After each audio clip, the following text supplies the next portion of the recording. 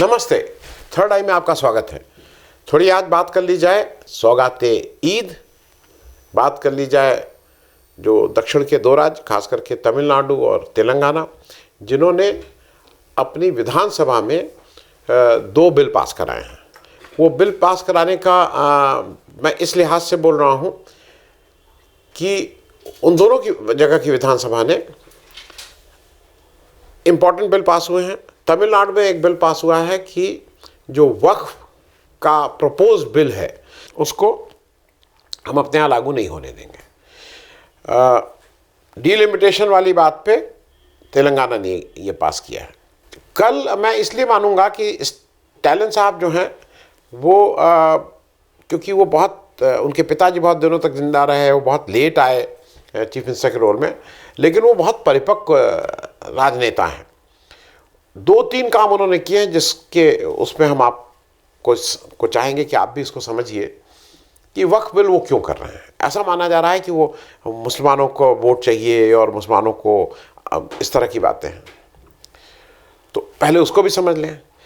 उन्होंने वक्फ bill pay पहली बात ये कही कि पॉलिटिकल इंटरफेरेंस है और ये जो रिलीजियस फ्रीडम है, जो हमारी धार्मिक स्वतंत्रता है, उसको कटेल करता है वक्फ बिल, और हम इसलिए इसके अगेंस्ट हैं। मैं आगे बढ़ूं उससे पहले मैं एक छोटा सा आपके साथ एक टेबल शेयर कर ले रहा हूं जिससे क्लैरिटी हो जाएगी कि जैसे यहाँ है ना कि देखो देखो वक्फ कर दिया मुसलमानों को खुश करने के लिए, तो कौन किसको खुश कर रहा है ये आपको क्लियर हो जाएगा। एक छोटी टेबल लगाई है मैंने, दक्षिण के 5 राज्य लगाए हैं और उत्तर प्रदेश में मंदिर वही बनाएंगे, सौगंध राम की खाते हैं, जय श्री राम का जो हॉटबेड है जहाँ पे ये सब होता है, उत्तर प्रदेश और बिहार के डेटा दे दिए हैं, सिर्फ 7 जगह के। तो 5 दक्षिण के राज्य। अब आप देखिए हिंदू मुस्लिम का जो नेशनल एवरेज है 2011 की सेंसस के हिसाब से, कि जनसंख्या के हिसाब से नेशनल एवरेज यह है कि इस देश में 79.8 79.8% हिंदू हैं और मुस्लिम कितने हैं 14.2। ये 2011 के सेंसस के हिसाब से बोला हूँ, ये राष्ट्रीय एवरेज है। अब आइए दक्षिण के राज्य। आंध्र प्रदेश हिंदू कितने हैं 88.46%, 88.46%, नेशनल एवरेज से बहुत ज़्यादा। तमिलनाडु 87.58%, हिंदू नेशनल एवरेज से बहुत ज़्यादा। कर्नाटका 87.30%, नेशनल एवरेज से बहुत ज़्यादा। तेलंगाना 85.1%, नेशनल एवरेज से फिर ज़्यादा। केरल एक ऐसा राज्य है जहाँ पे 54.72% है। और जो अच्छा, अब ये तो एक बात हो गई। मैं जरा इसका दूसरा कॉलम भी आपके साथ वो कर लूँ। मुसलमान कितने हैं, नेशनल एवरेज है 14.2%।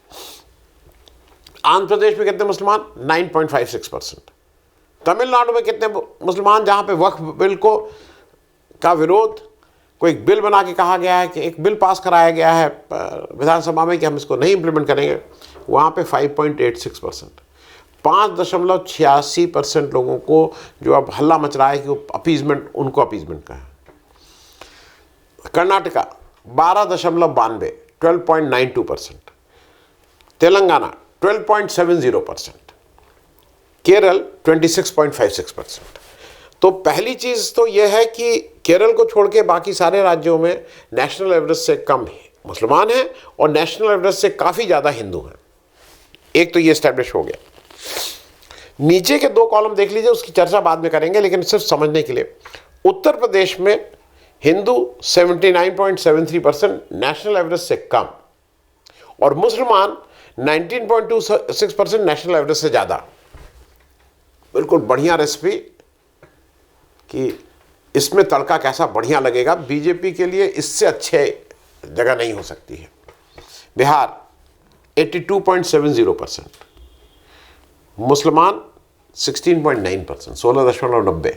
इसीलिए बिहार में उतना जो हांडी है ना हिंदू मुस्लिम वाली, उतनी अच्छी नहीं पक पाती है जितनी उत्तर प्रदेश में पकती है। अब आइए मूल बात पे। मैं आपको ये जब हो जाएगा तो बहुत सी चीज़ें समझ में आ जाएंगी।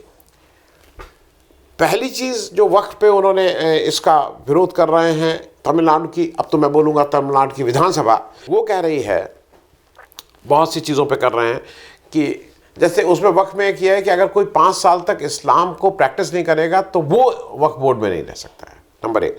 नंबर 2, उनका बेसिक एक बेसिक क्वेश्चन यह है कि एक नेशनल वक्फ बोर्ड है और करीब 27 से 28 स्टेट वक्फ बोर्ड है।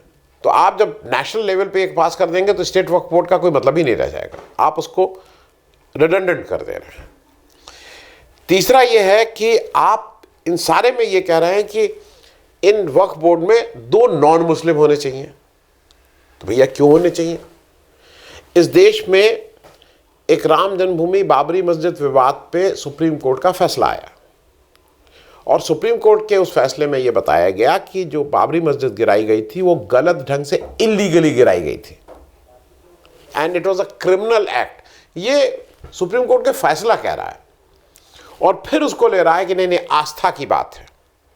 और हमारे चंद्रचूड़ साहब को डिवाइन इंटरवेंशन हुआ था, वो तो अब कह ही रहे हैं कि हमारा डिवाइन इंटरवेंशन था, इसलिए क्योंकि ऑफिशियली नहीं, पहली बार ऐसा हुआ था कि ये नहीं कहा गया था कि इसने लिखा है, लेकिन सबको पता है, जो वो जानते हैं कि वो भाषा पूरी चंद्रचूड़ साहब की थी, तो चंद्रचूड़ साहब ने डिवाइन इंटरवेंशन से वो लिख दिया। उसी ऑर्डर में क्या कहा गया था कि आप वहाँ पे एक राम जन्मभूमि न्यास बनाएंगे, ये by an order of Supreme Court था। और ये फिर बना किसके द्वारा? It was made by an act of parliament, parliament में पास हुआ राम जन्मभूमि न्यास। और मैं ये इस बात इसलिए कह रहा हूं कि यहां तो आप कह रहे हैं मुस्लिम वक्फ बोर्ड जो बिल्कुल पूरी तरह से धार्मिक है, राम जन्मभूमि न्यास का काम कैसे बनेगा, मंदिर ईंटें 10 लगेंगी कि संगमरमर लगेगा कि ग्रेनाइट लगेगा, उसका ये काम है। कितनी चौड़ी सड़कें होंगी, कैसे आवागमन होगा, कौन एंट्री करेगा, उसका काम ये नहीं है कि पूजा कितनी बार होगी, कैसे होगी, कौन सा प्रसाद चढ़ेगा, वो काम दूसरे लोगों का है। उस जो न्यास जो पार्लियामेंट ऑफ इंडिया ने जिसको पास किया, उसमें ये लिखा गया कि 8 शायद उसके परमानेंट मेंबर हैं, 7 टेम्पररी हैं, या 7-8 उल्टा भी हो सकता है, 7 permanent 8 temporary. Temporary in the sense ex officio, पदेन जिसको बोलते हैं। और उसमें यह कहा गया है कि जो उस समय का फैजाबाद, अब का अयोध्या जो जिला है, उसके डीएम साहब जो हैं वो उसके पदेन सदस्य होंगे, एक्स ऑफिशियो मेंबर। लेकिन अगर डीएम साहब हिंदू नहीं है तो नेक्स्ट इन कमांड होगा, एडीएम साहब होगा, और वो भी नहीं है तो फिर नेक्स्ट इन कमांड, मतलब हिंदू ही रहेगा। ये इस देश के, मेरे हिसाब से जो जितना मैं संविधान को समझता हूं, इस देश के संविधान के अगेंस्ट ये क्लॉज है। आप एक ऐसा क्लॉज जो पार्लियामेंट पास कर रही है, पार्लियामेंट ये पास नहीं कर सकती है जिसमें वो ये लिखे कि इसमें ये धर्म के लोग रहेंगे, ये धर्म के लोग अगर नहीं हुए तो ये होंगे। तो आप यहां किस मुंह से कह रहे हैं कि नहीं नहीं 2 तो नॉन मुस्लिम होंगे? मैं जेपीसी की एक बात और कर लूं, जो स्टालिन ने अपने उसमें कहा, उन्होंने कहा कि भाई जेपीसी ने इतने सजेशंस दिए, आपने एक भी सजेशन नहीं माना, और ये कहीं जेपीसी थी। पहली बार मेरी याद में, अगर किसी को हो तो इस पर बिल्कुल मुझे उस पर भेजे, रिमार्क भेज के बताए मुझे, मेरा ज्ञानवर्धन भी करे। जेपीसी के मेंबर्स का निष्कासन मैंने पहली बार देखा। अच्छा, ये नौटंकी और ये फार्स कर क्यों रहे थे? Why you are making a JPC? भाई तुम्हारी मेजॉरिटी ले आए होते और ऐसी पास कर दिए होते, तुम ये जेपीसी सबसे मिलेगी, उनसे मिलेगी, ये करेगी, क्यों कर रहे थे? कोई वही सौगाते ईद टाइप क्या, उसी तरह का फार्स?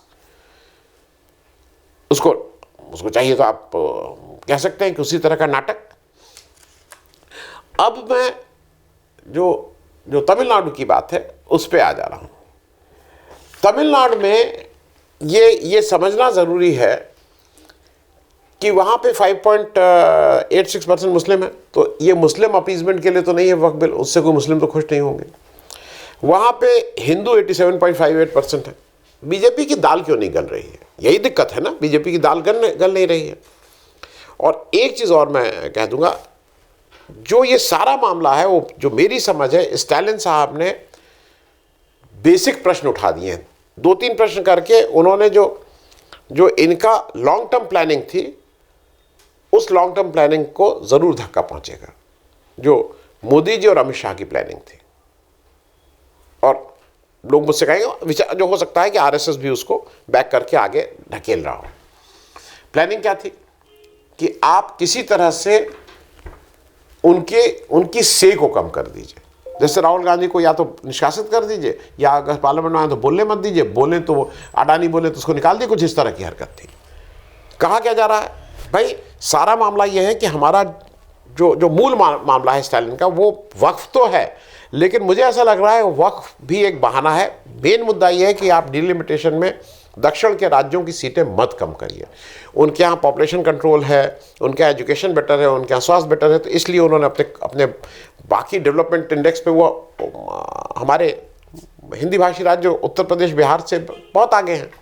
तो आप उसकी सज़ा मत दीजिए उनके अच्छे काम की, क्योंकि उनके यहाँ 39 सीटें हैं तमिलनाडु में, हमारे यहाँ 80 हैं। अगर आप जो डिलिमिटेशन करेंगे उसमें उनकी 39 से कर देंगे 35, 30, और हमारी कितनी हो जाएंगे, 80 से बढ़कर हम 120, 140 कुछ जिस तरह के हो जाएंगे। वो उसको कर रहा है, नंबर 1। नंबर जो भाषा वाली बात है कि नहीं नहीं हिंदी हिंदू हिंदुस्तान, तो ये जो ये बीजेपी की जो और आरएसएस की फिलॉसफी की नहीं नहीं नहीं हिंदू जो हिंदुस्तान में पैदा हुआ वो हिंदू, और हिंदी तो कैसे नहीं बोलेंगे, इस पे उनकी रोक है। उनका कहना है कि 3 भाषा का फॉर्मूला क्यों लगा रहे हैं, तो 2 भाषा का फॉर्मूला हो। एक भाषा जिस स्टेट में रहते हैं उस स्टेट की भाषा हो कंपलसरी, दूसरी भाषा optional. It can be English, it can be Hindi, it can be any other language. केंद्र सरकार कहती है नहीं अंग्रेजी हिंदी तो पढ़ना ही पड़ेगा, तीसरी ऑप्शनल। तो उन्होंने भाषा की बात को भी इसके साथ बांधा है, और देश के उस फेडरल स्ट्रक्चर को जहां पे बिल्कुल जो डिवीजन ऑफ पावर बिल्कुल क्लियरली डिफाइंड है संविधान में, उसको, क्योंकि उसके ऊपर भी डाका डाला जा रहा है। कोऑपरेटिव पूरी तरह से स्टेट सब्जेक्ट है, और इसीलिए आप देखते हैं कि उत्तर प्रदेश का कोऑपरेटिव और महाराष्ट्र के कोऑपरेटिव में कितना फर्क है। उनके यहाँ कोऑपरेटिव मूवमेंट ऑर्गेनाइज्ड है, गुजरात का फॉर दैट मैटर अमूल दूध, महाराष्ट्र में सारी चीनी मिल, और हमारे यहाँ कोऑपरेटिव यूपी बिहार में भ्रष्टाचार के अड्डे, केवल भ्रष्टाचार और भ्रष्टाचार।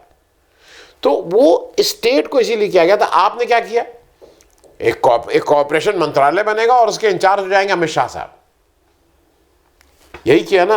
अब वो टाइम नहीं है, नहीं तो जो कोऑपरेटिव बैंक का गुजरात में किस तरह से चलाते थे, और उसका नोटबंदी में जो उसने रिकॉर्ड तोड़ दिए थे नोट बदलने के, वो किस्सा फिर कभी।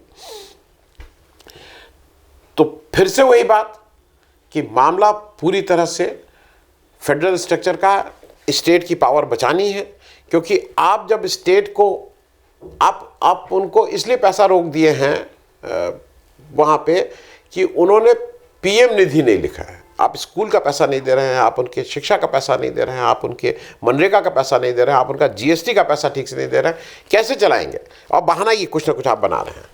तो मेरे ख्याल में स्टालिन साहब ने, दूसरा जो मेरे हिसाब से स्टालिन साहब ने बहुत ही मतलब 2 काम इसमें देखने वाले हैं। एक, तमिलनाडु में डीएमके और एआईएडीएमके का जो झगड़ा है, वो शायद मेरे हिसाब से पूरे भारत में जो स्टेट में 2 पार्टीज के बीच की जो प्रतिद्वंद्विता कह लीजिए, जो कंपटीशन कह लीजिए, झगड़ा कह लीजिए, विरोध कह लीजिए, उतना बड़ा कहीं नहीं है, उतना देश के किसी हिस्से में नहीं है। लेकिन तमिलनाडु की अस्मिता के मामले में स्टालिन को we must, not only Stalin, we must compliment AIADMK and DMK कि उन लोग एक पेज पे आ गए हैं जब तमिलनाडु की बात आई है। वहां पे आइसोलेट किसको किया गया? बीजेपी को। 4 एमएलए हैं, उन लोग इसके साथ नहीं आए, नहीं तो यूनानिमस होता। तो तुम अपनी ढपली बजाते रहो। अगर 87% हिंदुओं के साथ हम तुम्हें 0 सीट देते हैं लोकसभा में, तो तुम अपनी ढपली बजाओ। यहाँ का हिंदू चेता हुआ है, यहाँ का हिंदू समझता है तुम्हारी चालबाजियों को, और हम तुम्हारी यहाँ चालबाजी नहीं चलने देंगे। वही, क्योंकि तमिलनाडु की अस्मिता की बात है मेरे हिसाब से। दूसरा, उन्होंने एक काम और किया है। जैसे आपको कई लोगों का है ना कि देखिए, ये बहुत चर्चा चल रही है कि अरे ये नायडू जी के पास से सब वोट भाग जाएंगे, नायडू जी के पास से कोई मुस्लिम वोट है ही नहीं जो भाग जाएंगे। ठीक है, वहाँ पे एक मतलब थोड़ी वहाँ पे वोटर हैं, इसको कोई नहीं करेगा। 9.56%, 9.5% मुस्लिम वोटर हैं आंध्र प्रदेश में। तो ऐसा नहीं कि वो मर्रे जी ने कहा है नायडू जी के पास। और वहाँ पे दक्षिण भारत के सबसे ज़्यादा हिंदू आंध्र प्रदेश में है, 88.46%। ये बात मैं सिर्फ इसलिए आपको बता रहा हूं कि चंद्रबाबू नायडू को अब खतरा पता है, सावधानी हटी दुर्घटना घटी। उसको डर मुस्लिम वोट का उनको नहीं है, उनको डर बीजेपी का है। बीजेपी ने अपना एक रिप्रेजेंटेटिव के तौर पे पवन कल्याण साहब को वहाँ बैठा रखा है। हिंदू हिंदू हिंदू हिंदू हिंदू सुबह से शाम तक करो। आज की तारीख में वो जो भी वोटर कहिए, आज की तारीख में चंद्रबाबू उसी करीब 89% वोट के जो हिंदू वोट है उसके साथ आज कंट्रोल कर रहे हैं आंध्र प्रदेश को।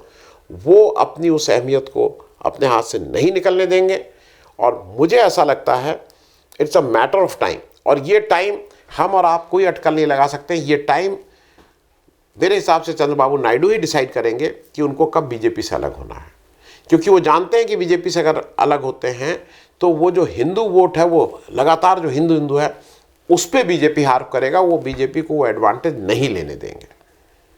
तो उस समय वो डिसाइड करेंगे कि वो कब होंगे, लेकिन वो नेचुरल एलाइज नहीं हो सकते हैं क्योंकि दोनों का वोट एक ही वोट को एड्रेस कर रहे हैं, तो इसलिए वो नेचुरल एलाइज नहीं हो सकते हैं। अब मैं थोड़ी सी सौगाते ईद की भी बात कर लूँ।